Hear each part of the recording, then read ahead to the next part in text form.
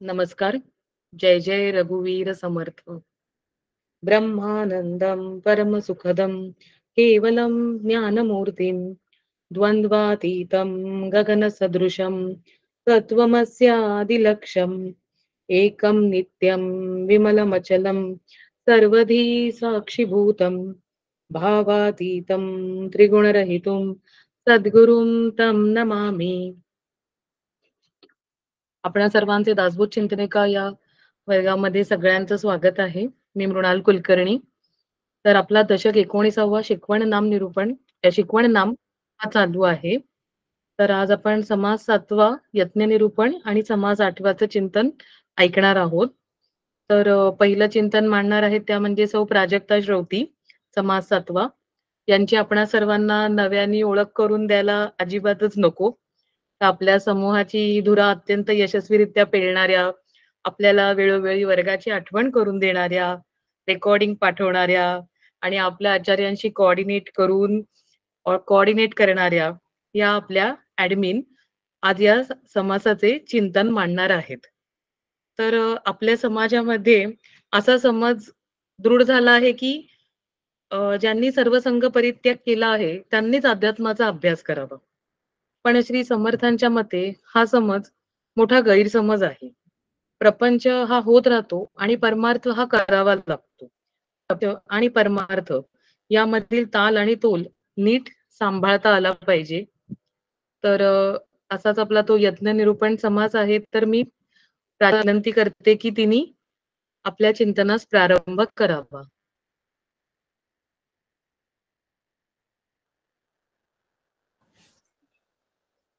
नमस्कार, आवाज येतोय?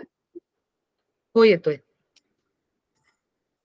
मला वाटते अंतरी त्वा वसावे, तुझ्या दासबोधासी त्वा बोध व्हावे. अपत्या परी पाववी प्रेमग्रासा, महाराजया सद्गुरो रामदासा. जय जय रघुवीर समर्थ. श्री रामरायाला वंदन करते, समर्थ रामदास स्वामींना वंदन करते, माझ्या सद्गुरूंना वंदन करते, आपल्या वर्गाच्या दोन्ही आचार्यांना वंदन करते आणि तुम्ही सारे माझे सह अध्यायी तुम्हालाही वंदन करते. आणि आज जे थोडंफार चिंतन मी मांडण्याचा प्रयत्न करणार आहे त्याची सुरुवात करते. त्याआधी सर्वांनाच प्रजासत्ताक दिनाच्या खूप खूप शुभेच्छा. मी माझं चिंतन मांडायला सुरू करते. 19वा दशक आहे, नाव आहे शिकवण आणि मला मिळालेला समास आहे यत्न निरूपण. समर्थांच्या महंतांसाठी समर्थांनी जे अनेक त्यांच्या दशकांमध्ये समासांमध्ये अनेक प्रकारे विविध प्रकारे मार्गदर्शन केलंय, त्याचाच हा सारांश आहे असं म्हणायला हरकत नाही. आणि त्यातला हा शिकवण हा जो दशक आहे हा तर महंतांसाठी भगवद्गीता आहे असं म्हणायला काहीच हरकत नाही. आणि आता ग्रंथाच्या शेवटाकडे आल्यावर समर्थांच्या सूचना या अधिक सूक्ष्म किंवा अधिक तीक्ष्ण होत चालल्यात असं आपल्याला या समासाचा अभ्यास केला तर म्हणता येईल.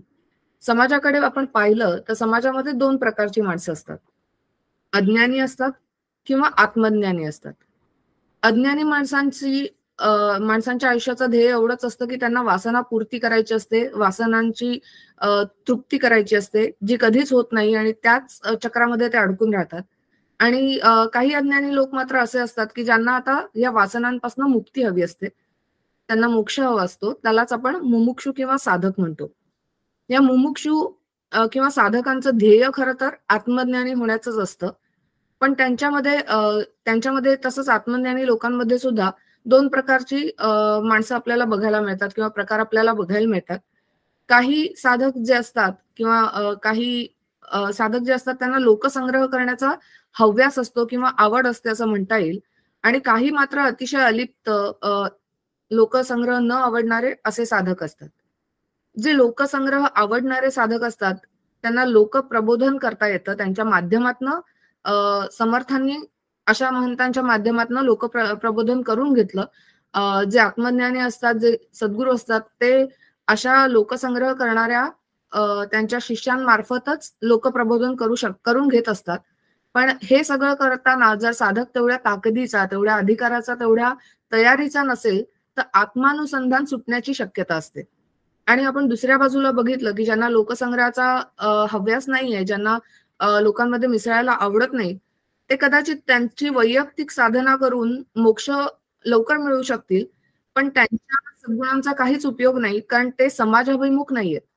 आणि समर्थांना कायम अशीच अपेक्षा आहे की जे गुण त्यांच्या महंतांमध्ये आहेत किंवा साधकांमध्ये, शिष्यांमध्ये आहेत, त्याचा समाजाला उपयोग व्हायला पाहिजे. त्यामुळे समर्थांना अपेक्षित जो महंत आहे तो या दोन्हीचा समतोल साधणारा असायला हवा, की ज्याला लोकांमध्ये लोकांत पण करता यायला हवं आणि एकांत पण करता यायला हवं. समर्थांनी म्हटलंच आहे की महंत करावे, युक्ती बुद्धीने भरावे, जाणते करून विवरावे नाना देसी. अर्थात अशाच प्रकारे जाणतं करण्यासाठी, शहाणं करण्यासाठी या समासात समर्थ आपल्या शिष्यांना काही बोध करतात. खर तर दशक 11-3, 11-10, दशक 12 मधला समास 9, समास 10, दशक 13व्यातला समास 10, दशक 15 समास 2, दशक 19 समास 4 असे अनेक समास ह्याच विषयांवर आणि अशाच अनेक सूचना आपल्या शिष्यांना समर्थांनी त्याच्यातनं दिलेल्या आहेत. मग ह्या समासातलं वेगळेपण काय आहे किंवा ह्याच्यात कोणत्या अशा वेगळ्या महत्वाच्या सूचना समर्थांनी केल्या आहेत, ह्याचा आपण थोडक्यात आढावा घेण्याचा प्रयत्न करूया. तर पहिले समर्थ काही इथे शिष्यांना सांगत असतील तर ते म्हणतात, शिष्यांना म्हणजे आपल्यालाच सगळ्यांना आत्मपरीक्षण करायला सांगतात. प्रत्येक साधकांनी किंवा प्रत्येक महंतांनी अविरतपणे जागं असायला पाहिजे, सतर्क असायला पाहिजे. आणि त्याच्यासाठी सुरुवातीला समर्थांनी उदाहरण दिलंय, ते सुद्धा डोंबाऱ्याचं दिलंय. कारण डोंबाऱ्याला त्याला जेव्हा तो काही कारणाने तो जेव्हा त्या दोरीवरनं पडतो तेव्हा त्याला अगदी व्यवस्थित कळलेलं असतं की कुठे त्याचं लक्ष हल्लं किंवा कुठे त्याचं काय चुकलं हे त्याला कळतं. मात्र उगाच टकमका त्याच्याकडे बघत राहतात किंवा उगाच विवळत राहतात, पण त्याचं काय चुकलं हे फक्त त्यालाच कळत असतं. कदाचित तिथे समर्थ हेही आपल्याला सूचित करू इच्छित आहेत की महंती ही काही सोपी गोष्ट नाहीये, ती तारेवरची कसरतच आहे. म्हणजे त्या डोंबाऱ्यासारखं त्या एका तारेवर चालणं जेवढं कठीण आहे, महंती त्याच्या अनेक पट कठीण आहे. आणि त्याच्यामुळे चूक होऊ नये म्हणून आपण कायम सतर्क राहायला पाहिजे, कायम आत्मपरीक्षण करायला पाहिजे. समर्थांचे काही अष्टाक्षरी श्लोक आहेत. त्यातल्या श्लोक 28 मध्ये समर्थ म्हणतात, चुके बहु घडी घडी असी कसी महंतडी, प्रसंगमान जातसे मयोर नृत्य होतसे. म्हणजेच प्रसंगमान म्हणजे त्या प्रसंगाचं सगळं महत्वच निघून जातं जर महंताच्या हातनं चूक होत गेली. आणि मयोर नृत्य होत असे म्हणजे किती समर्थांनी त्या चुकण्याला किती त्याची निंदा कठोर शब्दात केले हे आपल्या इथे लक्षात येतं. मग चुका होऊ नयेत म्हणून काय करायला हवं, तर चुका होऊ नयेत म्हणून प्रयत्नांवरच भर द्यायला हवा. समर्थांच्या ओवी शतकामध्ये समर्थ म्हणतात, प्रयत्न झाला आधी म्हणून या थोर, प्रारब्ध विचार ऐलीकडे. म्हणजे आपल्याला जे काही कोणाच्या प्रारब्धाने एखादं कार्य कोणाच्या हातनं खूप चांगलं होताना दिसतं, तेव्हा त्याच्या मागे किती थोर कष्ट झालेत ह्याचा आपण विचार करायला पाहिजे. आधी कष्ट झालेले असतात म्हणूनच नंतर ते प्रारब्ध त्यांच्या नशिबात आलेलं असतं किंवा त्यांच्या समोर आलेलं असतं. आधी प्रयत्न असतो मग प्रारब्ध असतं, असं समर्थ आपल्याला इथे लक्षात आणून देतात. मग यत्नाची व्याख्या तरी काय करायची, तर सोपी आहे. येत नाही ना, मग करायचा तो यत्न.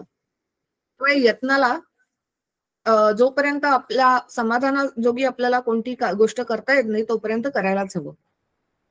मग यत्न किती आणि कसे करावे या संदर्भात समर्थ आपल्याला सांगतात, अभ्यासे प्रकट व्हावे, नाहीतरी ते झाकोनी राहावे, प्रकटोनी नासावे हे बरे नव्हे. समर्थ आता जसा ग्रंथ येतोय तेव्हा जास्तच कठोर शब्दात आता समज देण्याचा प्रयत्न करतात. अभ्यासे प्रकट व्हावे, कुठेही प्रकट व्हायचंय, तुम्हाला लोकांच्या समोर जायचंय तर तुम्ही अभ्यास करायलाच हवा.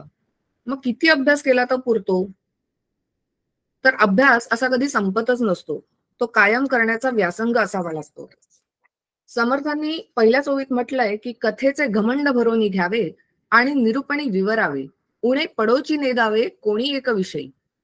आता कोणत्याच विषयात जर कमी पडायचं नाही तर किती अभ्यास करायला लागेल बरं. साधी वाटणारी कथेचीच गोष्ट घेऊया. कथा म्हणजे स्टोरी याचं महत्व जुन्या काळात तसंच आजही सगळ्यांनाच मान्य आहे. स्टोरी टेलिंग या गोष्टीला आजकालच्या कॉर्पोरेट वर्ल्डमध्ये किंवा बिझनेस वर्ल्डमध्ये सुद्धा खूप महत्व आहे.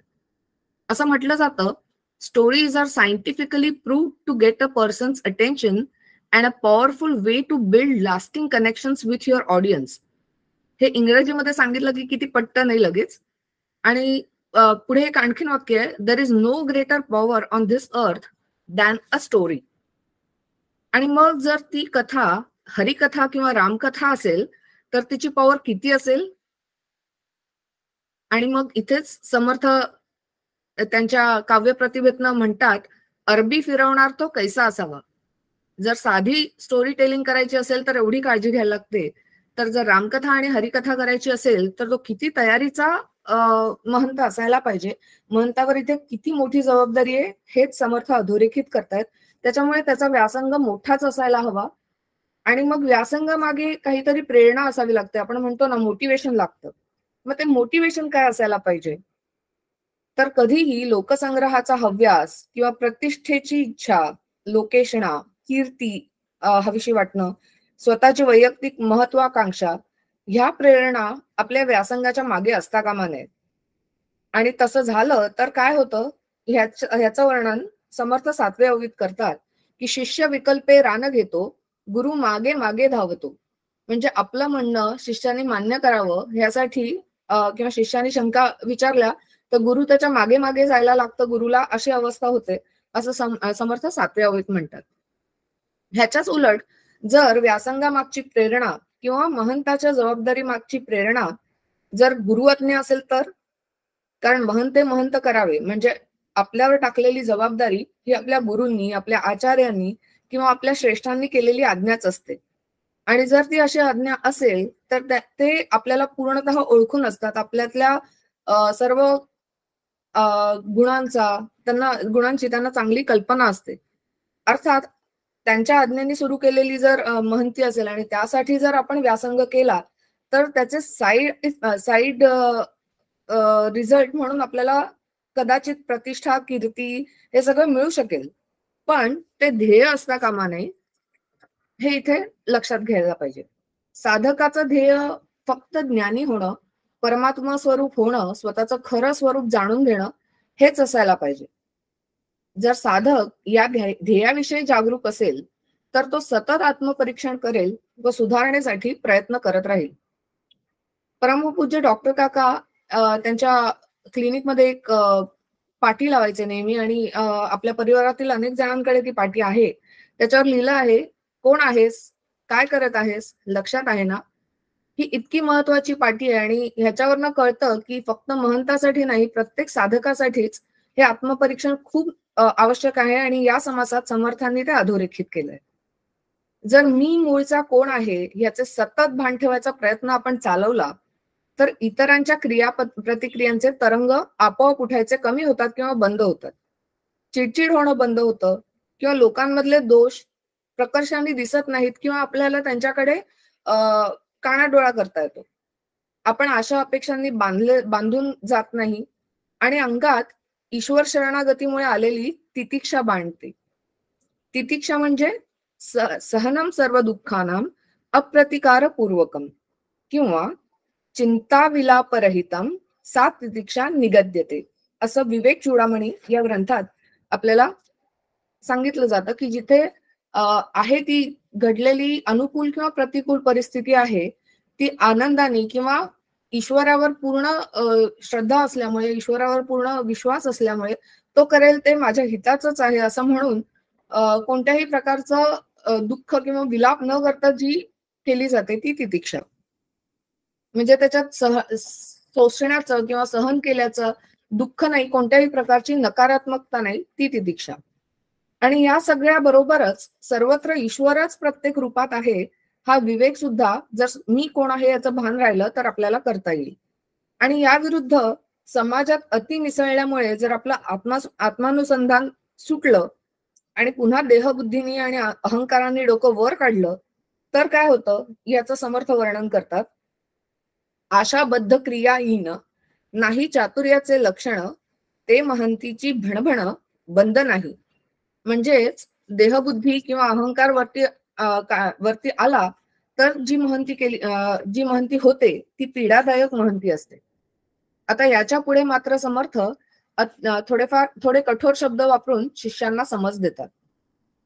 आपण एवढे महंतीसाठी कष्ट घेतले, बहुत दिवस श्रम केला, शेवटी अवघाची व्यर्थ गेला. आपण असं ठाकेना गलबला कोणे करावा? गलबला म्हणजे कार्य, आणि जर ते झेपत नसेल तर तो उपद्व्याप ठरतो. त्याच्यामुळे जे आपल्याला झेपत नाही ते करू नये. नासक उपाधीस सोडावे, वय सार्थकी लावावे, परिभ्रमणे कंठावे कोठेतरी. जर एखादं कार्य आपल्या हातनं बिनसलं, आपल्याला ते जमत नाही असं वाटलं, तर आपल्या वाचून ते कार्य अडणार नाहीये हे लक्षात घेऊन ताबडतोब ते कारण सोडून परिभ्रमण करावे. परिभ्रमणाचं काय महत्व आहे हे पुढच्या समासात येईल, म्हणून मी त्याच्यावर जास्त आता खोलात शिरत नाही. पण मनुष्य जन्माचं आणि गुरुच्या मिळालेल्या अनुग्रहाचं सार्थक परिभ्रमण करून किंवा दुसरं काहीतरी करून करावं, पण ती नासकी महंती जी असेल ती ताबडतोब सोडावी. शेवटी ह्या समासाचं चिंतन किंवा ह्या चिंतनाचं सार कशात असेल तर एका ओळीत आहे असं मला वाटतं. समर्थ म्हणतात, संगीत चालला तरी तो व्याप, नाहीतरी अवघाची संताप, क्षणाक्षणा विक्षेप किती म्हणून सांगाव्या. म्हणजे संगीत चालला म्हणजे हार्मोनियसली जर आपण गोष्टी करू शकलो तर तो व्याप आहे, आणि व्याप तेवढं वैभव, असं समर्थांनी आपल्याला सांगून ठेवलंय. नाहीतर अवघात संताप आहे, नाहीतर उद्वेग, चिंता हे सगळं वाट्याला येणार आहे. आणि अडचणी तर अनंत येतील, त्या किती सांगाव्या असं समर्थ म्हणतात. पण शेवटी समर्थ शेवटच्या ओळीमध्ये समर्थ दिलासा सुद्धा देतात की आपण घेतलेली जबाबदारी, आपण पूर्ण विचार करून, जर आपले गुणदोष हेरून जर आपण नीट प्रयत्न केले तर तो व्याप संगीतपणे म्हणजे तो हार्मोनियसली चालवणं आपल्याच हातात आहे. म्हणून प्रयत्नपूर्वक आपले जीवन आपण करून घेऊ शकतो. एवढं बोलून माझी झालेली सेवा मी माझ्या सद्गुरूंच्या चरणी अर्पण करते आणि इथे थांबते. जय जय रघुवीर समर्थ.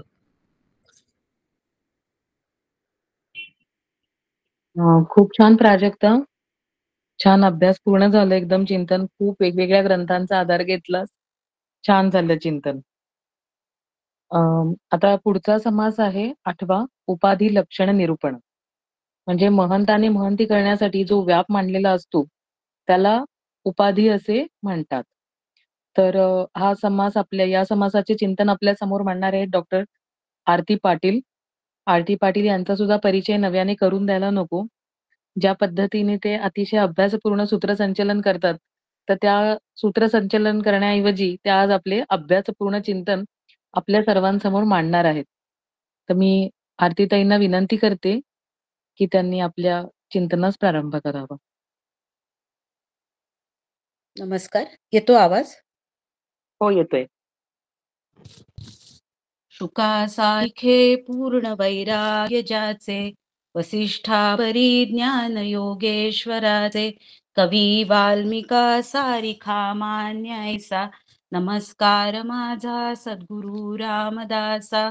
मला वाटते अंतरित्वा वसावे, तुझ्या दासबोधासित्वा बोधवावे. अपत्यापरी पाववी प्रेम ग्रासा, महाराज या सद्गुरु रामदासा. माझे श्री गुरु डॉक्टर काकांना माझं साष्टांग वंदन करते. समर्थांना साष्टांग वंदन करते. आपल्या दोन्ही आचार्य आदरणीय माधुरीताई आणि आदरणीय अलकाताईंना माझा साष्टांग नमस्कार, आणि आपल्या सगळ्यांना माझं सविनय अभिवादन. आज 19व्या दशकातला 8वा म्हणजे उपाधी लक्षण निरूपण समासाचं चिंतन मला करायचं आहे. मी तो चिंतन मांडण्याचा मी प्रयत्न करते. शिकवण या दशकात आपण अनेक विषय पुन्हा एकदा बघतो आहोत. आता प्राजक्तांनी पण सांगितलं की मागच्या अनेक वेगवेगळ्या समासांमध्ये यातले विषय येऊन गेले आहेत. पण आता मात्र या म्हणजे आता 19व्या दशकाच्या टप्प्यावर दृष्टिकोन थोडा समर्थांचा बदललेला आहे. कारण आता ते सांगतायत ते मुमुक्षूचा जो साधक होऊ घातलेला आहे, किंबहुना झालेला आहे, आणि ज्याला सद्गुरु कृपेने ज्ञान देखील प्राप्त झालेलं आहे, अशा शिष्यांना हा आता बोध आहे. आणि अशा शिष्यांकडनं समर्थांना महंतीची अपेक्षा आहे. समर्थांनी दासबोधात प्रपंचावर म्हणजे नुसत्या कर्मावर भर दिलेला नाही, तर कर्म करण्याच्या एका नव्या दृष्टीवर भर दिलेला आहे. माणूस कर्म करतो तेव्हा त्यामध्ये दृष्टी असतेच, पण ती शुद्ध नसते. दृष्टीमध्ये जेव्हा वासना मिसळलेली असते, तेव्हा ती मलिन होते. पण हीच दृष्टी जर वासना रहित झाली, तर तिचीच ज्ञानदृष्टी होते. ज्ञानदृष्टीला अंतःकरणात स्वरूप दर्शन घडतं आणि बाहेर जेथे तेथे ईश्वराचा अपूर्व महिमा प्रत्यक्ष दिसतो. जे जे भेटे भूत ते ते जाणीजे भगवंत. नुसतं मानीजे नाही, तर ते या निश्चयाला पोचलेले असतात आणि म्हणून जाणीजे भगवंत. याची प्रत्यक्ष अनुभूती त्यांना येत असते आणि हाच परमार्थ साधनेचा उद्देश आहे. देहमान्य निरूपण या समासातील 27 आणि 28व्या ओवीत समर्थांनी हेच सांगितलं आहे. म्हणून कल्पना रहित तेची वस्तू शाश्वत, अंत नाही म्हणून अनंत बोली जे तया श्रीराम. हे ज्ञानदृष्टीने पहावे, पाहोनी तेथेची राहावे, निजध्यासे तद्रूप व्हावे, संग त्यागे श्रीराम. हीच ज्ञानदृष्टी जागृत होण्यासाठी सातत्यपूर्ण साधनेनी प्रथम स्वतःच्याच स्थूल देह, सूक्ष्म देह आणि कारण देह या उपाधीतून सुटका करून बाहेर पडावे लागेल.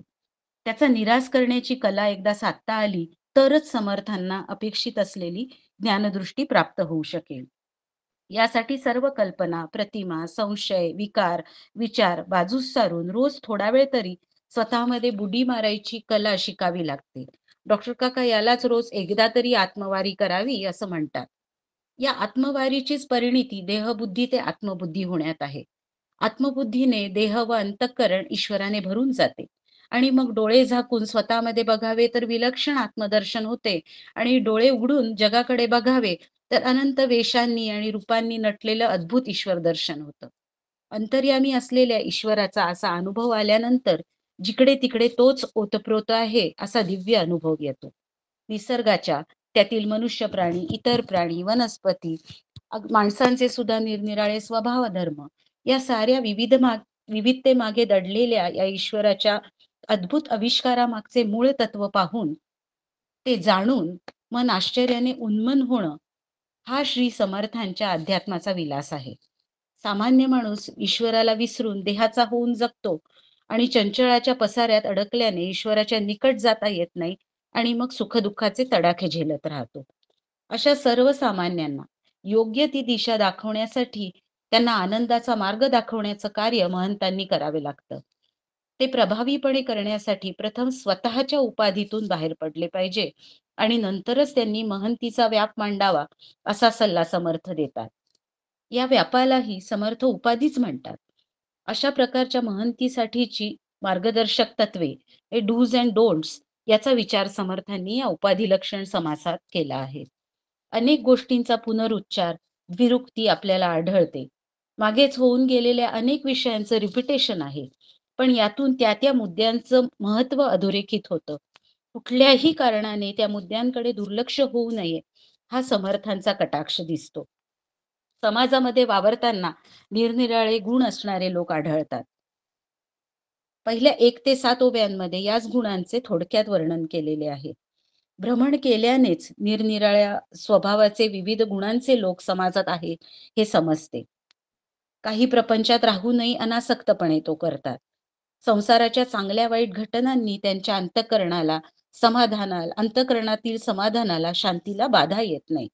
एखादा मितभाषी असला तरीही मोजकच पण अतिशय प्रभावी बोलतो. त्याचा विनयी, विवेकी बोलणं, नम्रता या गुणांमुळे तो लोकांना मोहून टाकतो.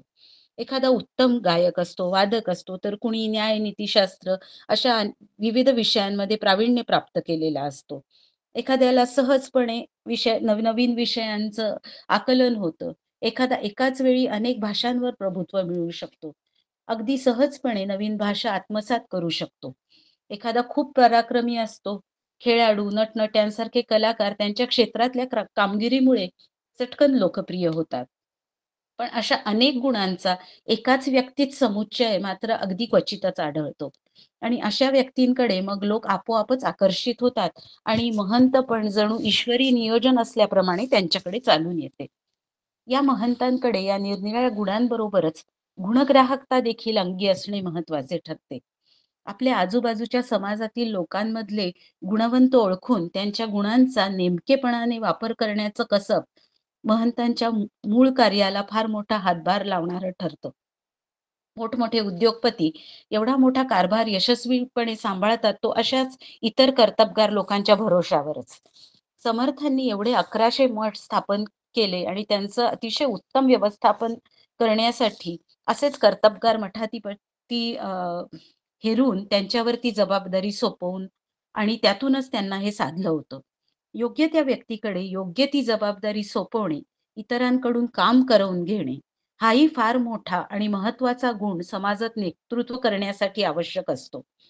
पुढील 8 ते 23 या ओव्यांमध्ये समर्थांनी दुर्गुण सांगताना महंती कशा-कशामुळे बिघडू शकते, त्यासाठी काय टाळावे आणि ती कशी जबाबदारीने करण्याची गोष्ट आहे, याची जाणीव करून दिली आहे. सर्वात मोठा अवगुण म्हणजे स्वतःचे अवगुण हे अवगुण न वाटता उलट तेच गुण वाटतात आणि त्याही पुढची मजल म्हणजे त्याचेच तो समर्थन देखील करतो. स्वतःच्या क्षमतेची जाणीव असणे महत्वाचे आणि स्वतःच्या मर्यादाही त्याच वेळेला ध्यानात घ्यायला हव्यात. अन्यथा ओव्हर कॉन्फिडन्समुळे फार मोठी गल्लत होऊ शकते. डॉक्टर म्हणून याचा अनुभव येतो. मला जर माझ्या मर्यादा कळल्या नाहीत, तर ज्या पेशंटला आपल्यापेक्षा जास्त निष्णात डॉक्टरकडे रेफर करायला हवे, ते न करता स्वतः जर उगीचच हुशाऱ्या करून काही करायला गेले, तर पेशंटचं तर नुकसान होतच होतं. पण माझीही फजिती आणि माझ्या कॉन्फिडन्सचा फुगाही टाचणी लावल्यासारखा फटकन फुटतो आणि शेवटी निगेटिव्ह पब्लिसिटीच पदरी पडते. अहंकाराचाच हा दुष्परिणाम. याने सगळे कार्यच विस्कटून जाण्याचा धोका निर्माण होतो. महंताला विशेष करून हे टाळले पाहिजे, कारण त्याच्या अशा कृतींचे परिणाम संपूर्ण समाजाला भोगावे लागू शकतात. हा धोक्याचा इशारा समर्थ देतात. या आधीच्या समासात देखील समर्थांनी हे स्पष्टपणे सांगितले आहे, की ज्याने त्याने स्वतःचा पिंड ओळखून, स्वभाव ओळखूनच कार्य हातात घेतले पाहिजे. एखाद्याचा स्वभाव एक्स्ट्रोव्हर्ट असतो. तो अगदी प्रभावीपणे जनसंपर्क साधतो. पण एखादा ज्ञानी असला तरी लोकांशी संवाद साधण्याची हातोटी, ते कौशल्य त्याच्याकडे नसतं. अशांनी महंतीची जबाबदारी घेतली तरी ती त्यांना नीटपणे निभावणे कठीण होते. एखादा गोल्ड मेडलिस्ट त्याच विषयाचा उत्तम शिक्षक होऊ शकेलच असं नाही. तर कधीतरी एखादा अगदी सर्वसाधारण क्षमतेचा विद्यार्थी देखील अतिशय उत्तम शिक्षक असतो. महंताला योग्य अयोग्याचा निवाडा करण्यासाठीचा विवेक ही सतत जागा ठेवावा लागतो. जर चुकीच्या गोष्टींचा पाठपुरावा किंवा चुकीच्या व्यक्तीच्या हातात एखादी जबाबदारी दिली गेली तर कार्याचा नाश तर होतोच, पण एखाद्या वेळी चुकीचा पायंडा देखील पडतो आणि याचे अतिशय दूरगामी परिणाम आणि ते फार गंभीर असू शकतात. या साऱ्यांचे भान सतत महंताला असले पाहिजे. दूरदृष्टीने परिणामांचा विचार केला पाहिजे. ज्याची उपाधी आवरेना त्यांनी उपाधी वाढवावी ना, असे 19व्या ओवीत समर्थ अतिशय स्पष्टपणे सांगतात. स्वतःबरोबरच लोकांनाही गोंधळात टाकून मुख्य कार्याकडे दुर्लक्ष आणि त्यामुळे होणारी कार्याची हानी अधिक धोकादायक ठरू शकते आणि हे सगळं करत असतानाच आपल्या आतील शांततेला धक्का लागू न देण्याची खबरदारीही महंताला घेतली पाहिजे. यासाठी स्वतःचा विवेक सतत जागृत ठेवणे हे अत्यंत महत्वाचे ठरते. स्वस्वरूपाचे अनुसंधान सतत टिकवता आले पाहिजे.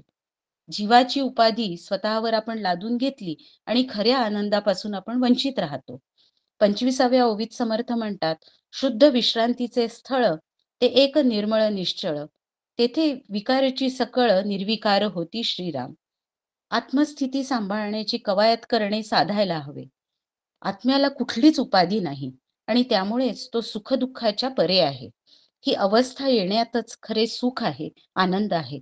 यासाठी समर्थ समाजात महंती करताना जरी उपाधी म्हणजे व्याप वाढवावेत आणि ते उत्तम सांभाळावेत असे सांगत असले तरी स्वतःच्या देहादी उपाधींचा मात्र निराश करायचा आहे. त्या उपाधी आहेत, वरून चिकटलेल्या आहेत. हे वेळोवेळी भान जागे राहण्यासाठी एकांतातील साधना अतिशय आवश्यक ठरते. लोकांतात अहंकार बळावण्याची शक्यता खूप जास्त असते. स्वतःविषयीचा फाजील आत्मविश्वास बळावू शकतो. कार्याचा नाश होण्यास हा अहंकारच बहुतेक वेळा कारणीभूत ठरतो. आत्मपरीक्षण करून स्वतःला पुन्हा पुन्हा ताळ्यावर आणावे लागते आणि यासाठी एकांताची फार मोठी गरज आणि मदत होते. शास्त्रीय गायनात गायक रागदारीचे निरनिराळे आविष्कार दाखवत असले तरीही तंबोरा मात्र साचा एक स्वर सतत पकडून राहत असतो. तसाच आत्मभानाच्या अनुसंधानाचा एक स्वर सतत अंतर्मनात वाजत राहिला पाहिजे. एकांत आणि लोकांताचा योग्य तो ताळमेळ साधता आला पाहिजे. आणि म्हणूनच काही गलबला काही निवळ ऐसा कंठित जावा काळ हे समर्थांचं सूत्र महंतांनी कायम लक्षात ठेवावं. समासाच्या शेवटच्या ओवीत समर्थ आणखीन एका सत्याची आठवण करून देतात. उपाधी काही राहत नाही, देह जाणार, त्याबरोबर उपाधीही केव्हा तरी जाणारच आहे. आणि त्यामुळेच दुर्लभ असा जो नरदेह प्राप्त झाला आहे, या योगे जी ही उपाधी मिळाली आहे तिचा पुरेपूर उपयोग करून आयुष्य सार्थकी लावावे. याच एका नरदेहात स्वतःबरोबरच समाजालाही उत्कर्षापर्यंत घेऊन जाण्याचा प्रयत्न करावा. परंतु निस्पृहता आणि निष्कामता या दोन्हीच्या कुंपणातच हे करावे. अगदी थोडक्यात सांगायचे म्हणजे या समासात समर्थांनी public speaking, soft skill management, human resource management अशा मॅनेजमेंटच्या निरनिराळ्या क्षेत्रातले धडेच दिले आहेत. हे धडे आपण आपल्याला लावून मात्र घ्यायचे आहेत.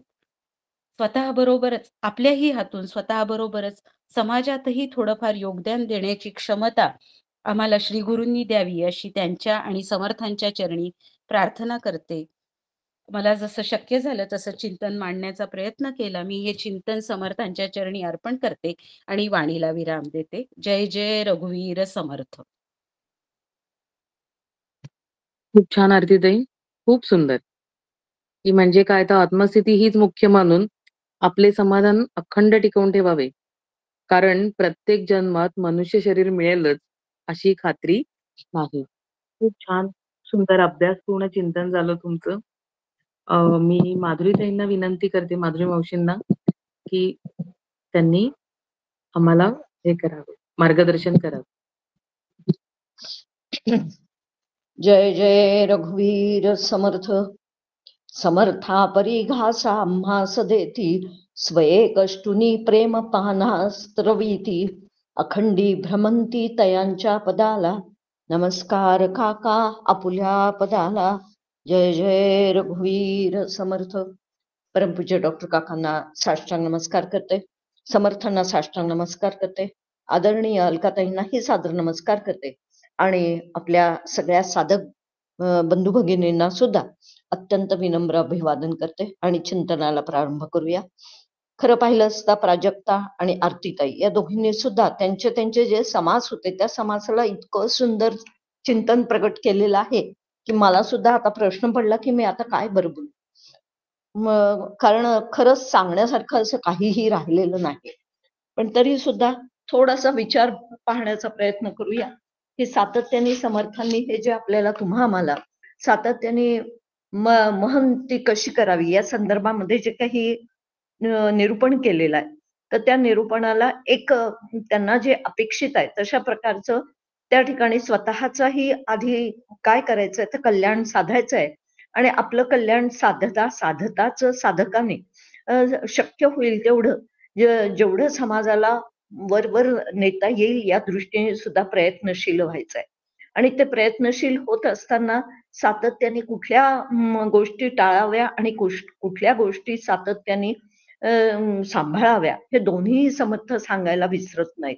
आणि त्या दृष्टिकोनातून समर्थांनी आता पुन्हा एकदा यत्न निरूपण या समासामध्ये पुन्हा महंतांनी कशा पद्धतीने काही गोष्टी टाळल्या पाहिजे आणि काही गोष्टी स्वीकारून त्या सातत्याने सांभाळल्या पाहिजे हे समर्थ आपल्याला सांगत आहेत. आणि ह्या सगळ्या जो काही विचार आहे हा सगळा विचार वास्तविक पाहता समाजातल्या प्रत्येक माणसालाच कमी अधिक प्रमाणामध्ये काय येतं तर त्याच्या वाट्याला कुठलं ना कुठलं तरी संघटन कौशल्य कशा पद्धतीचं असावं. आणि समर्थांना संघटन कौशल्य, कारण समर्थ स्वतः उत्कृष्ट अशा प्रकारचे एक संघटक होते आणि त्यामुळे एवढं जाळं एवढं त्यांनी विणलं असे तू हिमालय. आणि तिथे त्या ठिकाणी 1100 मठ आणि 1100 महंत म्हणजे हे केवळ प्रसिद्ध आणि त्या महंती त्यांना त्या ठिकाणी त्या मठावरती मठाधिपती नेमलं म्हणून एवढे माहिती आहेत. नाहीतर खरं समर्थांचे आणखीन किती महंत असतील आपल्याला याची कल्पना येऊ शकत नाही. आणि या दृष्टिकोनातून स्वतः समर्थांनी ही सगळी महंती जी काही आहे ती उत्कृष्ट सांभाळलेली आपल्या लक्षात येते आणि तशाच पद्धतीने महंतांना सुद्धा त्यांनी तयार केलेलं देखील आपल्याला लक्षात येतं. आणि म्हणून ज्याला अशा पद्धतीने संघटन कौशल्य करायचं आहे आणि ते संघटन कौशल्य करताना मग नेमकं जगाकडे त्याचा पाहण्याचा दृष्टिकोन कसा असावा, प्रत्येकातली गुणग्राहकता त्यांनी कशा पद्धतीने काय तर स्वीकारावी. कारण प्रत्येक व्यक्तीमध्येच काही ना काही चांगले गुण असतात आणि काही ना काही त्याच्यामध्ये काही अवगुण किंवा दुर्गुण सुद्धा असू शकतात. पण त्या दुर्गुणांकडे त्यांनी कशा पद्धतीने दुर्लक्ष करावं आणि त्याच्या सद्गुणांचा थोडासा त्याला प्रोत्साहन मिळेल या पद्धतीने जर का त्यांनी या महंतांनी म्हणा किंवा कुशल संघटकांनी म्हणा की त्या सद्गुणांचा त्यांनी जर का उच्चार केला आणि उच्चार करून त्याला जर का काय दिलं तर प्रोत्साहन दिलं तर ती व्यक्ती आपल्या हाताशी येऊ शकते. आणि दुर्गुणांना दुर्गुणांकडे पाठ फिरवली लोकांच्या सुद्धा, स्वतः तर दुर्गुण काही ठेवायचेच नाही आहेत, पण त्या ठिकाणी हे जे काही लोकांचे दुर्गुण त्यांना दिसत आहेत पण त्यांच्याकडे त्याला काय करता आलं पाहिजे तर थोडंसं दुर्लक्ष सुद्धा करता आलं. वारंवार जर का तो लोकांच्या दुर्गुणांचा उल्लेख करत राहील तर त्याला संघटन जमणार नाही. आणि म्हणून थोडंसं दुर्लक्ष त्याच्याकडे करून आणि त्याला सौम्य शब्दामध्ये ते कशा पद्धतीने सांगता येईल तर याचाही कौशल्य त्याच्याजवळ असलं पाहिजे. आणि असं कौशल्य जेव्हा तो सातत्याने वापरेल तर तेव्हा त्याच्या कुशल संघटक म्हणून किंवा एक महंत म्हणून त्याला काही सुद्धा खरं पाहिलं असता कमी पडणार नाही.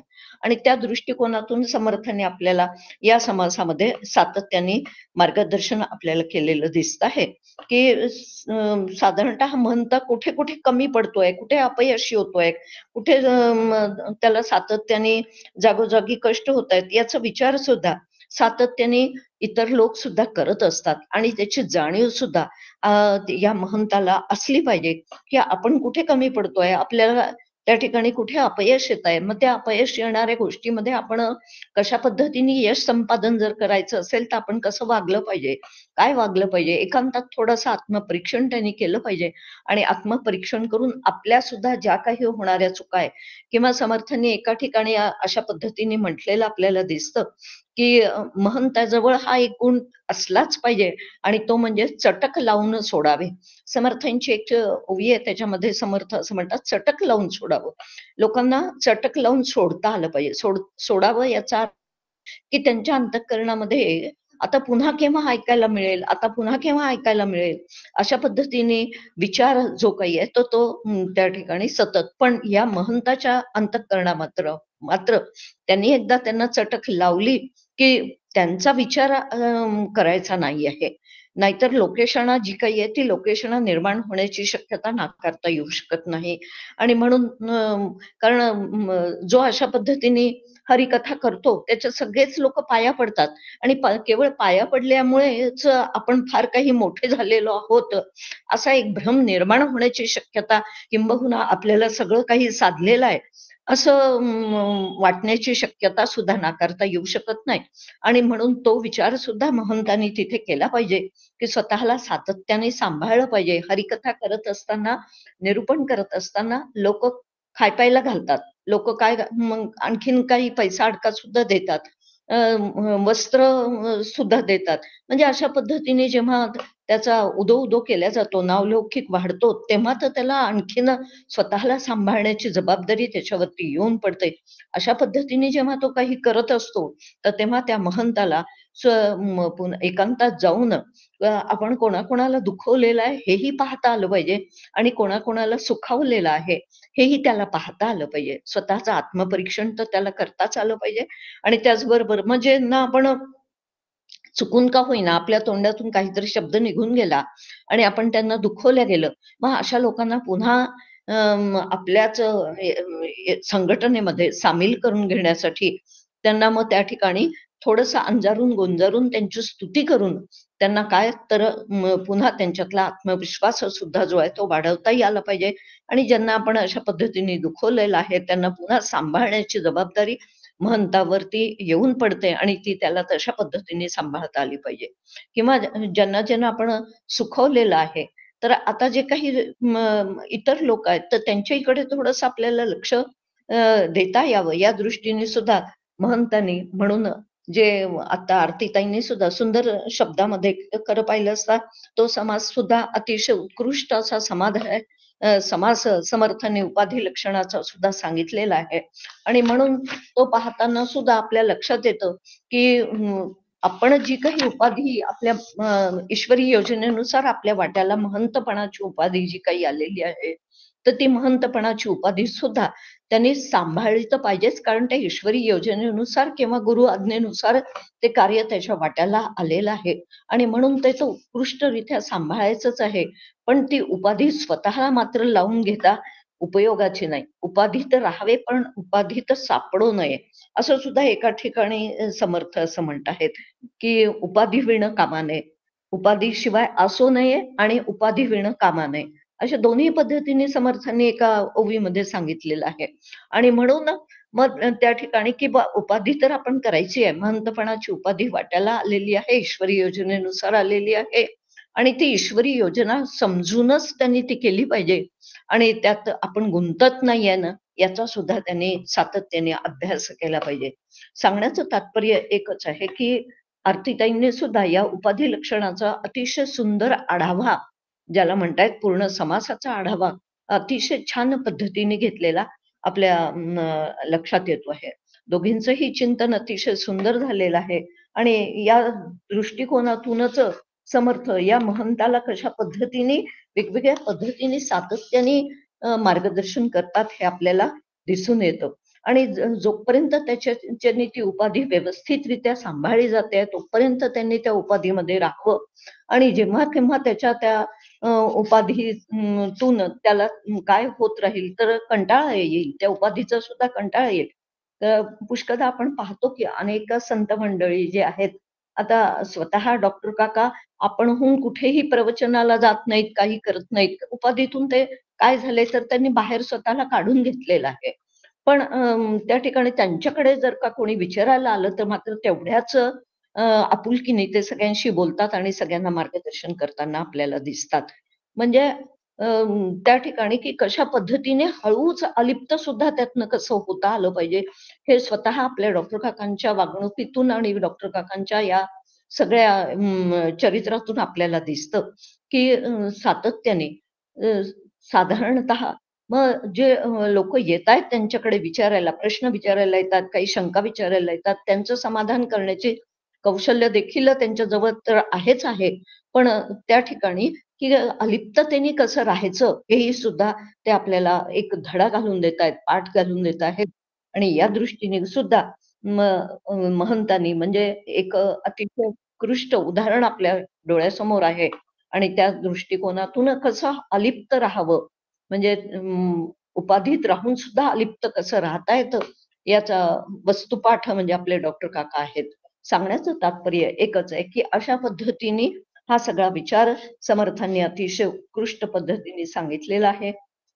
जास्तीत जास्त ते आचरणात आणण्याचा आपण प्रयत्न जर का केला तर निश्चितपणे आम्हाला सुद्धा जे काही आमच्या वाट्याला आलेलं काम आहे ते वाट्याला आलेलं काम सुद्धा आपण उत्कृष्टरित्या करू शकू.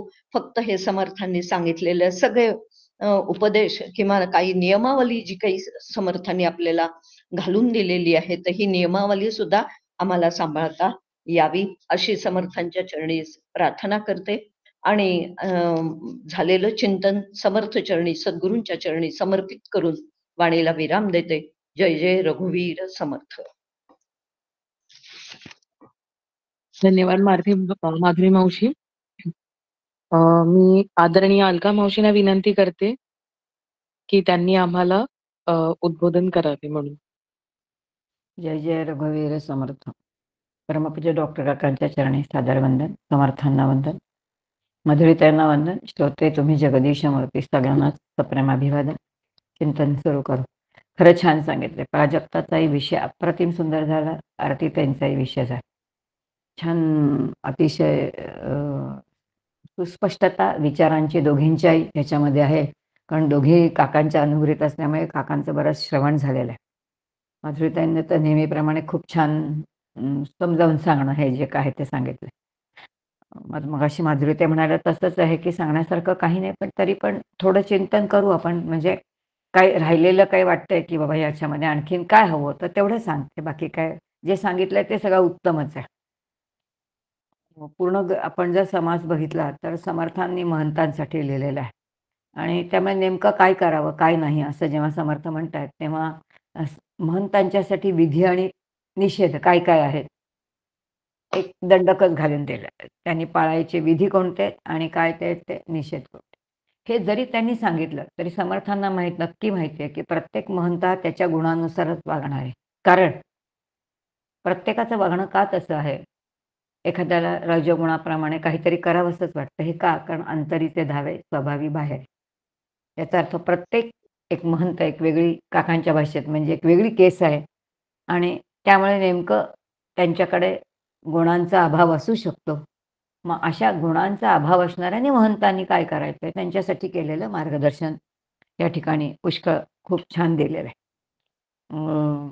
परमपूज्य डॉक्टर काकांचा दासबोध आणि आदरणीय बेलसरे गुरुजींचा दासबोध या दोघांचा खूप सुंदर चिंतन दोघींनी घेतले. एकीने पूर्ण बेलसरे गुरुजींचं आणि त्यानंतर डॉक्टर काकांचा दोन्हीचा असा घेतलेला आहे. लक्षात असं होतं की हा संपूर्ण जो समास आहे त्यात जे ज्ञानी आणि अज्ञानी या दोघांच्या बाबतीत समर्थांचं एक खूप छान वचन आहे की बाहेरून दिसताना दोघेही दारखेच दिसतात, त्यांच्यामध्ये काहीच फरक नाही आहे. समर्थांची सोबी आहे की एक तटस्थ मानसी एक सहजची आळशी दोन्ही म्हणू नये सारखी वर्म जाणे तो पारखी. ज्ञानी आणि अज्ञानी दोघेही दिसायला सारखेच दिसतात, त्यांच्यामध्ये फरक काही नाही आहे. पण फरक असेल तर कोणता आता अंतरंगामध्ये. कारण दोघे डोळे मिटून बसलेले आहेत. एक आळशीपणाने डोळे मिटून बसलेले आहेत आणि एक स्वस्वरूपामध्ये स्थित होण्यासाठी आत्मचिंतनासाठी आत्मवारीसाठी डोळे मिटून बसले. मग दोघे भरून तारखे दिसले तरी एकच आहेत का, तर ते एकच नाहीत. आणि मग हा जो समर्थ म्हणतात की त्यांचा महंत की जो कसा असला पाहिजे, तो प्रेममार्ग भक्तिमार्ग विचारप्रधान दोन्हींनी युक्त असला पाहिजे. लेखन त्याला असलं पाहिजे, बोलण्याची कला अवगत असली पाहिजे. हे सगळं सांगताना असं लक्षात येतं की गीतेतील जो उत्तम पुरुष आहे एक समर्थाने आदर्श रोल मॉडेल महंतांच्यासाठी सांगितलंय जे स्वतःच आहे. म्हणजे जी त्यांच्याकडे असणारी गुणसंपदा त्यांनी काय केले तर त्यांच्या महंतांच्या पुढे ती मांडलेली. आणखीन एक खूप छान विचार तिथे येतो तो म्हणजे एकांत आणि लोकांत.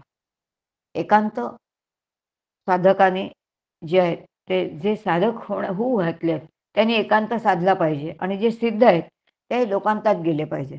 कारण लोकांतात गेल्यानंतर त्यांच्या एकांतामध्ये काही फरक पडत नाही, त्यांचं शरीरच केवळ लोकांतात असतं.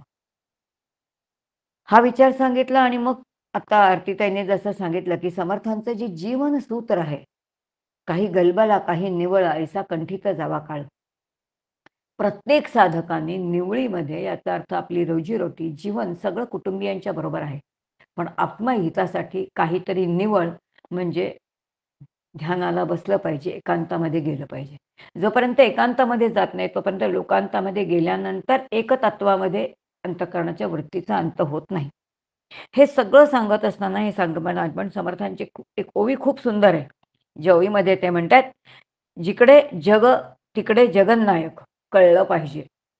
याचा अर्थ जग दिसल्याबरोबर ते जड असू दे तर चेतन असू दे. चेतन असेल तर तिथे चैतन्य असलं पाहिजे आणि जड असेल तर तिथे ब्रह्मतत्व असणारं ज्ञान असलं पाहिजे. सच्चित आनंद ते असलं पाहिजे. याचा अर्थ जिथे जिथे जग दिसतंय, आता जगामध्ये काय दिसत नाही, भिंत दिसते, घोडा दिसतंय, जे जे दिसतंय दिसल्याबरोबर प्रक्रिया सुरू झाली पाहिजे. आता हे ट्रेनिंग आपलं आपणच द्यायचंय, बाहेर कोणीही नाही. आणि हे जर द्यायचं असेल तर आपल्याला कळायला लागेल की काय आपल्याला प्रत्येक गोष्टीला ट्रेनिंग दिलं पाहिजे ना. आणि ताई दमल्यांसारख्या खूप छान अधिकारी होत्या. त्या म्हणायच्या एका स्वतःवरती परिणाम करा, प्रयोग करा स्वतःवरती. उठल्याबरोबर 20 गोष्टी घ्या आणि म्हणा हे ब्रह्म नाही. पेला घ्या, रुमाल घ्या, पेन घ्या, पाकिट घ्या. काड्यापेटी घ्या, चमचा घ्या आणि म्हणा हे ब्रह्म नाही, हे ब्रह्म नाही, हे ब्रह्म नाही, हे मन. आणि रात्री म्हणा तेच ब्रह्म आहे, तेच ब्रह्म आहे, तेच ब्रह्म आहे, तेच ब्रह्म आहे. या निमित्ताने तत्वचिंतन घडे. समर्थांना तत्वचिंतनाची अपेक्षा आहे. व्याप आणि उपद्व्यापाच्या बाबतीत खूप छान समर्थाने इथे विचार मांडलेत. मला म्हणजे काकांचं एक वाक्य खूप आठवतं. काका म्हणतात, तुम्ही आम्ही जो करतो ना, त्याला काय म्हणतात, सामर्थ्य आहे चळवळीचे, जो जो करील तयांचे, परंतु तेथे भगवंताचे अधिष्ठान पाहिजे. म्हणजे भगवंताचं अधिष्ठान असतंच, ते आपल्याला पाहिजे म्हणजे बघायला शिकलं पाहिजे. पण एक लक्षात ठेवायला पाहिजे, की सामर्थ्य चळवळींचं असतं. परमपूज्य डॉक्टर काका म्हणतात, तुमची आमची चुळबुळ असते. चुळबुळ आणि चळवळीमध्ये फरक आहे. चळवळीला अधिष्ठान आहे, चुळबुळ स्वतःच्या बुद्धीने केलेली आहे आणि त्यामुळे ती नसली पाहिजे. हे सगळं सांगताना मीच आत्मभान क्रीडा हा हिचा मुद्दा प्राजक्तांनी जो मांडला तो खूपच छान मांडला. आणि हे सगळं म्हणताना पुन्हा समर्थ जे म्हणतायत, की यज्ञ हा त्यांचा आवडीचा आहे, की प्रयत्न केला पाहिजे. जे जे त्या प्रयत्न म्हणजे आगंतुक गुण प्रयत्नपूर्वक आपण साध्य केले पाहिजेत. आणि जसं माधुरी ताईने सांगितलं आता, की उपाधी करू नये, उपाधी विण राहू नये, समर्थांचं वचन. ही मांडणी उपनिषदांसारखी आहे, बरोबर विरोधी अर्थाची आहे. आणि म्हणून दोन विरोधी मतं जेव्हा असतात, तेव्हा सत्य दोन्हीच्या अतीमध्ये असतं. ते अत्यंत विवेकाने साधकाला किंवा मुमुक्षूला स्वीकारावं लागतं. साधकांनी विचाराधीन झालं पाहिजे आणि ते स्वीकारलं पाहिजे, हा समर्थांचा त्या ठिकाणी विचार आहे. पुढचा आहे तो विचार उपाधी जी आहे ते लक्षण निरूपण आहे. उपाधी म्हटल्याबरोबर लक्षात येईल, की जीव आणि परमात्मा किंवा जीव आणि ब्रह्म यांच्यामध्ये जो प्रतिबंध येतो त्याला उपाधी म्हणतात. आता ही उपाधी आपल्याला ते परमात्मा किंवा ब्रह्म का दिसत नाही? फार छान शास्त्रांनी म्हटलंय, की तुम्ही आम्ही जे संसारिक आहोत, प्रापंचिक आहोत, आपण कधी भगवंत पाहतच नाही किंवा आपल्या अंतरंगातलं शरीरच पाहत नाही. अंतरंगातलं तत्व पाहत नाही, पण आपण शरीर बघतो. आता गंमत अशी आहे, की आपल्या आजूबाजूला जे लोकं आहेत, नातेवाईक लोकं आहेत, त्यांच्यामध्ये आपण इतकी आपली आसक्ती असते. पण ती आसक्ती कशामध्ये? त्यांच्या शरीरामध्ये आहे आणि त्यांना सुद्धा जी आसक्ती आहे, ती आपल्या शरीराची आहे आणि आपल्या धनाची आहे. आपल्या मनाची आहे का हो? पहा बरं, ती मनाची नाहीये. आणि भगवंत नेमकं हेच सांगतो, की तुम्ही तुमचं फक्त मन मला द्या. आणि आपले प्रापंचिक आजूबाजूचे लोकं तन आणि धन मागतात. त्या तन आणि धनाच्याच मागे आपण जातो आणि मन विसरतो आणि मन जिथे ठेवायचं तिथे आपण जात नाही. आणि मग हे मन जर आपल्याला आपल्या स्वरूपात न्यायचं असेल, तर ज्ञानी, सद्गुरू यांच्या चरणी गेलं पाहिजे. कारण ते कसे आहेत? ते उदास आहेत, मितभाषी आहेत आणि जे काही बोलतील तो त्यांचा हितोपदेश असणार आहे. आणि हा सगळा विचार करता करता समर्थ पुन्हा म्हणतात, की काय करा? तर उपद्व्याप करू नका आणि व्यापेविणं जे केलेलं असेल तो उपद्व्याप आहे, तो नको. मग असं करताना नेमकेपणाने काय करायचंय? खूप छान ओवी आहे. त्यांनी असं म्हटलं, की मुळामध्ये ब्रह्मतत्व कसं आहे ते समजून घ्या. ब्रह्म जर निरुपाधिक आहे, त्याला उपाधीच नाही. मग ब्रह्म जर निरुपाधी असेल, ते निरुपाधिक असेल, तर ते निरुपाधिक तत्व मी आहे असंच आपल्याला जाणलं पाहिजे. आणि जेव्हा निरुपाधिक आपण जाणू, त्या तत्वाशी जेव्हा आपण एकरूप होऊ, तेव्हा लक्षात येईल, की मग आपल्याला कोणतंही उपाधी बांधील होणार नाही. म्हणून निरुपाधिक होणं, जे ज्याशी उपाधी आहे ना, आता उपाधी आवरत नाही याचा अर्थ जो अत्यंत रजोगुणाने भरलेला आहे, तो काय काय करेल उपाधीसाठी, मिरवण्यासाठी काय काय करेल, हे समर्थांना अपेक्षित नाही. उपाधी करणं आहे, पण उपाधी केल्यानंतर पुन्हा एकांतात निघून जाणं. समर्थ स्वतःच आहे, की शिवबांसाठी सगळ्या राज्यासाठी खूप मोठं काम केलं. शिवतरगळीमध्ये राहिले, जावळीच्या खोऱ्यामध्ये राहिले. 1100 मठांची स्थापना केली, कारण सुटका करायची होती. पण ज्यावेळेला राजसिंहासनावरती शिवबांची बसायची वेळ आली, छत्रपती झाले, त्यावेळेला मात्र दास डोंगरी राहतो यात्रा देवाची पाहतो. उपाधीमध्ये अडकलेले नाहीत. स्वतः काय केलंय ना, तेच समर्थ त्या महंतांना या सगळ्या ठिकाणी सांगतायत. आणि असा जीव खरं तर निरुपाधिक आहे आणि त्याला आत्मभान स्वरूपाचं भान असलं पाहिजे, कारण ब्रह्म निरुपाधिक आहे. हा विचार जितका आपल्या अंतरंगामध्ये रुजला जाईल, तितका रुजलेला विचार तो हळूहळू कसा होईल, तर तो आणखीन दृढ होत जाईल. आणि हे सगळं करताना पुन्हा उद्वेग तुटले पाहिजे. शुद्ध विश्रांतीचे स्थळ, किती सुंदर विचार आहे समर्थ म्हणतात, की काय प्रकाराने आपण गेलं पाहिजे. अंतरात्म्याकडे जे काही आहेत, निर्गुण तत्वाकडे कसं काय नाही, निर्वळ निश्चळ ते तर विकाराची सकल निर्विकार होते. म्हणजे ज्या ठिकाणी निरुपाधिक तत्व आहे ते मी आहे असं जेव्हा जाऊ तेव्हा आपले सुद्धा विकार हळूहळू कमी होते. मग विकारांपासून विकारांच्या बंधनातून तुम्हाला आम्हाला स्वतःची सुटका करून घ्यायची आहे आणि ती करण्यासाठी आपल्याला काय करायला लागेल? संतांच्या चरणी जावी लागेल. मग उपाधीला कंटाळायचं नाहीये. नाहीतर उपाधी फारच वाईट आहे म्हणून कंटाळून असं नाहीये. भंतिनी काका म्हणतात, की उपाधीतून बाहेर पडण्यासाठी आधी उपाधी तर केली पाहिजे. याचा अर्थ सोन्याच्या बेडी, सद्गुणी सोन्याची बेडी मानली, तर ती सोन्याची आहे म्हणून घ्यायचीच नाही असं नाही. आधी ती कमावली पाहिजे आणि मग ती टाकली पाहिजे. तशी उपाधी आधी केली पाहिजे. चळवळ नव्हे, भरपूर प्रयत्न केले पाहिजेत. भरपूर ईश्वराचं कार्य आज्ञेने केलं पाहिजे आणि अलगद त्याच्यातून सुटलं पाहिजे. हा विचार त्या ठिकाणी मांडलाय. आणि असं करता करता शेवटी समर्थांचं खूप आवडीचं ओवी आहे समर्थांची. काही गलबाला काही निवळा ऐसा कंठीत जावा काळ. किती सुंदर आहे, अतिशय छान. की मी माझ्यासाठी किती वेळ जातो, मी माझ्या स्वतःसाठी, मी आपल्यासाठी किती वेळ असतो. खरंच मी माझ्यासाठी असते का? आपण ध्यानाला बसल्यानंतर सुद्धा नको त्या गोष्टी आपल्याला आठवत असतात. मी रामाशी किती वेळ असते, मी माझ्या देवाशी किती वेळ गप्पा मारते, माझा त्याच्याशी किती संवाद होतो, हा विचारच आपला राहत नाही हो. आणि म्हणून असा जेणेकरिता विश्रांती वेळा आपणच व्हावे. मी माझ्या अंतरंगातल्या देवाशी जर काही संवाद काढण्यासाठी काही वेळ दिला तर किती वेगळा होईल. राजेश्वरानंद म्हणून एक यूट्यूबवरती खूप छान प्रवचन करतात. ते म्हणायचे पूर्वी आपण ट्रंक कॉल करायचो, रात्री लागायचंच नाही. मग ते पोस्टमन सांगायचे रात्री नका येऊ, पहाटे या म्हणजे कोणी नसतं. याचा अर्थ रात्रीपर्यंत सगळं एंगेज आहे. पण जे ब्रह्मतत्व आहे, परमात्मा आहे, तो ब्राह्ममुहूर्ताला आहे आणि ब्राह्ममुहूर्ताला जेव्हा आपण फोन लावतो तेव्हा त्याची लाईन क्लिअर असते. मग ती जर लाईन क्लिअर मला पाहिजे असेल तर जेणेकरिता विश्रांती वेळ, माझ्या आत्मस्वरूपाची ती विश्रांती वेळ आहे, त्यासाठी मला तिथे जायचंय. तर माझी ती लाईन जी क्लिअर मला मिळेल आणि मी तिथे जाईन. मग उपाधी अशा स्वरूपामध्ये गेल्यानंतर लौकिकामध्ये किती उपाधी असली तरी ती उपाधी न वाटता तो त्या ईश्वराचा कृपाप्रसादच वाटेल नाही काय. कारण उपाधी ही त्याची आज्ञा असेल, मिळालेलं कार्य त्याच्या आज्ञेने असेल. त्यामुळे करविता जो महंत आहे त्याचं कर्तृत्वच तिथे निघून जाईल आणि अशा प्रकारचं अंतर आपल्या स्वरूपाच्या अवलोकन करत, ज्याला आपण आपल्या कामाचं, आपल्या दुर्गुणांचं, सद्गुणांचं अवलोकन करत करत पुढे जाणं, ज्याला समर्थ म्हणतात पाहावे आपण असे आपण या नवज्ञान, असं करत करत पुढे जाणं आणि उपाधी करणं पण उपाधीत न अडकणं, अलगदपणे सुटणं. यासाठी समर्थ काय करतात तर त्यांच्या शिष्यांना त्यांच्या निमित्ताने आपल्याला बोध करतात. अतिशय सुंदर बोध आहे. तो बोध तुमच्या आमच्या अंतरंगी रुजावा आणि त्यासाठी जे काही मनोधैर्य लागतं ते समर्थाने श्री गुरुदेवांनी द्यावं अशी त्यांच्या चरणी प्रार्थना करते आणि या ठिकाणी थांबते. जय जय रघुवीर समर्थ.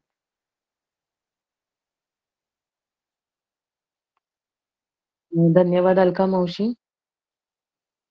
खूप छान मार्गदर्शन केलं. मी प्राजक्ताला विनंती करते की तिने शेवटचा श्लोक घ्यावा.